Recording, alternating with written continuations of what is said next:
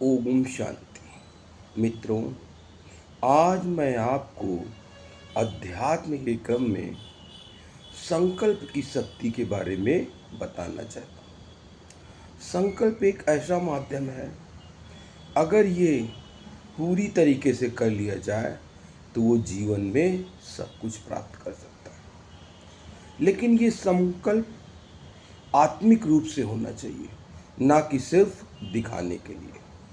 जैसे अगर आप ये प्रण कर लें कि मुझे ये कार्य करना है आत्मिक रूप से, तो आप उस काम को आसानी से प्राप्त कर सकते हैं। आपको याद होगा, जब गुरु द्रोणाचार्य ने एकलव्य धनुष विद्या सिखाने से मना कर दिया था, तब एकलव्य ने ये प्रतिज्ञा की थी कि मैं जब तक अर्जुन से बड़ा धनुर्धारी नहीं बनूंगा, तब तक मैं अपने गुरु के सामने नहीं जाऊंगा।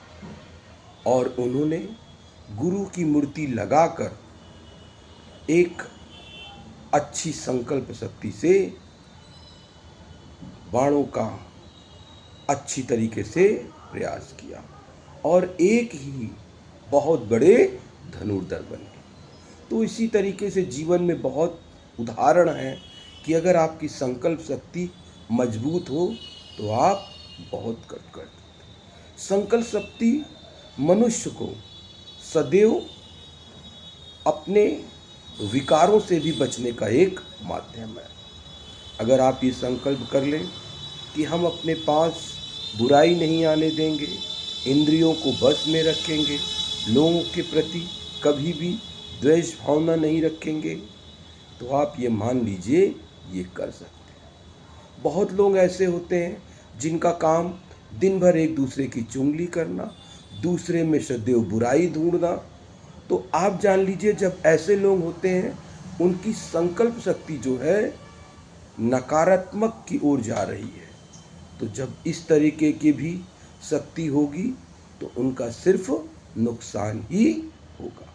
संकल्प शक्ति में ये भी होता है कि आप इस ब्रह्मांड से जो मांगेंगे वो आपको मिलेगा, क्योंकि प्रकृति का एक नियम है कि वो कभी भी किसी से कुछ नहीं लेता है, वो सदैव देता ही देता है।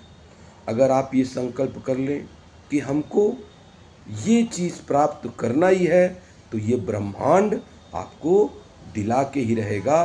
बस उसमें ईमानदारी और आत्मिक दृष्टि से मजबूती होनी चाहिए। ओम शांति।